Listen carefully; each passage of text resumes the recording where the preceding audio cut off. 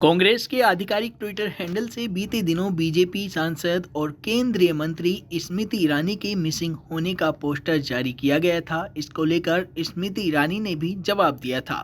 बता दें, इस पोस्टर को लेकर दोनों तरफ से जुबानी जंग जारी है। वहीं ईरानी के मिसिंग वाले पोस्टर को लेकर अब कांग्रेस नेता इमरान प्रतापगढ़ी ने भी हमला बोला है। प्रतापगढ़ी ने कहा कि महिलाओं पर अत्याचार के बीच जब वे गायब हैं तो जाहिर सी बात है कि उनको लेकर यही कहा जाएगा। इस दौरान कांग्रेस राज्यसभा सांसद ने महिला पहलवानों का जिक्र करते हुए कहा कि अगर जंतर मंतर पर स्मृति ईरानी को ढूंढना हो तो कहां जाएं? 5 रुपए रेट बढ़ जाने पर आलू प्याज की माला गले में डालकर घूमने वाली स्मृति ईरानी को कहां ढूंढें? क्या कुछ बोल रहे हैं, जरा आप भी सुन लीजिए। ईरानी का कल एक कांग्रेस ने वायरल किया था, उसमें मिसिंग लिखा था। स्मृति ईरानी ने उसका जवाब दिया और कहा है राहुल अमेठी के पूर्व एमपी को अगर ढूंढना है तो यूएस में संपर्क करना पड़ेगा। हाँ, लेकिन महिलाओं के नाम पर बड़ी बड़ी बात करने वाली स्मृति ईरानी जी को अगर जंतर मंतर पे ढूंढना हो तो कहां जाएं? अगर महिला पहलवानों के साथ खड़े होने के लिए ढूंढना हो तो कहां जाएं? अगर गैस सिलेंडर की महंगाई पर पूछना हो स्मृति ईरानी जी से सवाल तो कहां जाएं? मिसिंग है या नहीं है? वो स्मृति ईरानी जी जो प्याज की और आलू की माला लटका करके घूमती थी जब 5 रुपए रेट बढ़ जाता था, आज आलू प्याज से लेकर के गैस सिलेंडर डीजल पेट्रोल तक के दाम आसमान छू रहे हैं। स्मृति ईरानी जी कहाँ है? मिसिंग नहीं तो और क्या है? बेटियों के साथ अत्याचार हो रहा है देश में। आपको याद होगा कि महामहिम राष्ट्रपति महोदया को लेकर के अधीर रंजन चौधरी जी की एक जबान फिसली थी तो उस पर किस तरह पार्लियामेंट में चीखी थी वो। लेकिन आज वो महिला सम्मान कहाँ चला गया? आज महामहिम राष्ट्रपति जी को उद्घाटन समारोह में नहीं बुलाया गया, तब महामहिम का अपमान नहीं हुआ, तब स्मृति ईरानी जी कहाँ थी? तो मिसिंग तो है स्मृति ईरानी जी। भाजपा की एक और मंत्री का आपने देखा ही होगा भागते हुए, एथलीट बनते हुए, मीनाक्षी लेखी जी से जब सवाल किया मीडिया के आप ही के साथियों ने तो वो किस तरह से भागी।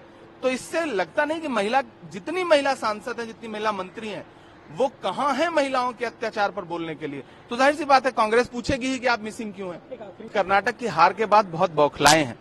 उसी इमेज का जो डैमेज हुआ है उसको कंट्रोल करने के लिए, उस मेकअप करने के लिए, इसीलिए भी विदेश के दौरे करके आए, ऑस्ट्रेलिया गए और कहां किसी आइसलैंड पे गए, लेकिन उससे भी मेकओवर हो नहीं पा रहा है। तो प्रधानमंत्री जी अब जो है वो कांग्रेस की गारंटी की जो नीतियां हैं उसको कोसना उन्होंने शुरू कर। आपने हजारों हजार करोड़ रुपए उद्योगपतियों के माफ कर दिए, लाखों करोड़ रुपए, तब देश बैंक करप्ट नहीं हुआ। आज जनता को अगर कांग्रेस कोई गारंटी दे रही है और जनता के लिए कोई योजना ला रही है तो आपको लग रहा है कि देश बैंक करप्ट हो जाएगा। इससे जाहिर होता है कि कांग्रेस गरीब जनता के साथ खड़ी है और नरेंद्र मोदी जी सिर्फ उद्योगपति दोस्तों के साथ खड़े। 80 करोड़ लोग इस देश में, उनके डेटा के हिसाब से जो पार्लियामेंट में उन्होंने दिया है, इस देश में 80 करोड़ लोग 5 किलो राशन पर रह रहे हैं। और आपको ये लग रहा है कि देश को आपने 9 साल में कहां से कहां पहुंचा दिया। देश बैंक करप्ट हो जाएगा अगर उनको गारंटी दी जाएगी, उनको फ्री में अगर कोई सुविधाएं उपलब्ध कराई जाएंगी। ये देश जनता का है या देश अडानी जैसे लोगों का है या देश उद्योगपतियों का है? ये मोदी जी तय करें और जनता भी इस बात को तय करे। कांग्रेस अपना काम करती रहेगी। राहुल गांधी जी ने जो यूएस में बयान दिया उस पर टिप्पणी हो रही है, भाजपा भी कह रही है कि देश का अपमान है, और ओवैसी ने कहा है कि राहुल गांधी दलित और सिखों पर जो हमले उसको भूल जाते हैं। देखिए, राहुल गांधी जी जब भी विदेश जाते हैं तो पूरी भारतीय जनता पार्टी की ट्रोल आर्मी को, भारतीय जनता पार्टी के सोए हुए मंत्रियों को काम दे देते हैं। अब भाजपा सुबह शाम उनके सारे मंत्री बैठ करके राहुल जी का भाषण सुन रहे हैं कि कहां से कौन सी बात निकाल सकें। राहुल जी एक बहुत बड़े प्लेटफॉर्म पर दुनिया की बड़ी बड़ी यूनिवर्सिटीज में लेक्चर दे रहे हैं और वहां जाकर के देश में, दुनिया में जो हो रहा है उस पर बात करते हैं। ये बहुत सामान्य सी बात है।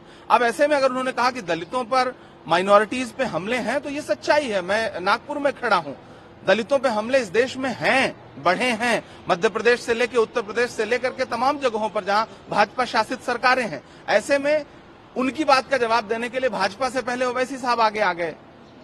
तो ये रिश्ता क्या कहलाता है? जितनी महिला सांसद हैं, जितनी महिला मंत्री हैं, वो कहां है महिलाओं के अत्याचार पर बोलने के लिए? तो जाहिर सी बात है कांग्रेस पूछेगी ही कि आप मिसिंग क्यों हैं। एक आखिरी सवाल, महाराष्ट्र में अहमदनगर का नाम बदलकर अहिल्यानगर कर दिया। देखिए, जब सरकारें काम नहीं कर पाती तो वो नाम बदलने की राजनीति पे निर्भर हो जाती हैं। यहाँ सरकार कुछ काम नहीं कर पा रही। सच्चाई तो ये है कि माननीय उच्चतम न्यायालय की टिप्पणी के बाद इस सरकार को नैतिक रूप से रहने का कोई अधिकार नहीं है। आज चुनाव हो जाए तो आज महाराष्ट्र में महाविकास अघाड़ी की सरकार सिर्फ बहुमत से नहीं बनेगी बल्कि प्रचंड बहुमत से बनेगी। कर्नाटक से ज्यादा अच्छे मार्जिन से यहाँ जीतेंगे। 3 बड़े राज्य थे जिनको लूट करके सरकार बनाई थी भाजपा ने, मध्य प्रदेश, कर्नाटक और महाराष्ट्र। कर्नाटक का रिजल्ट आपके सामने है, मध्य प्रदेश का रिजल्ट आने वाले दिनों में आपके सामने होगा। राहुल जी ने कह दिया वहां हम 150 सीटें जीतेंगे। ऐसे ही महाराष्ट्र में भी होगा।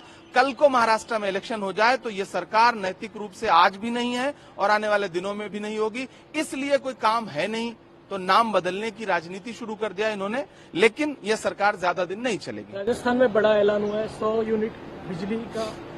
मुझे लगता है मीडिया के साथियों को महाराष्ट्र की सरकार से पूछना चाहिए कि यहां इस तरह के बड़े ऐलान क्यों नहीं हो रहे। राजस्थान की सरकार 500 रुपए का गैस सिलेंडर दे रही है, महाराष्ट्र की सरकार क्यों नहीं दे रही।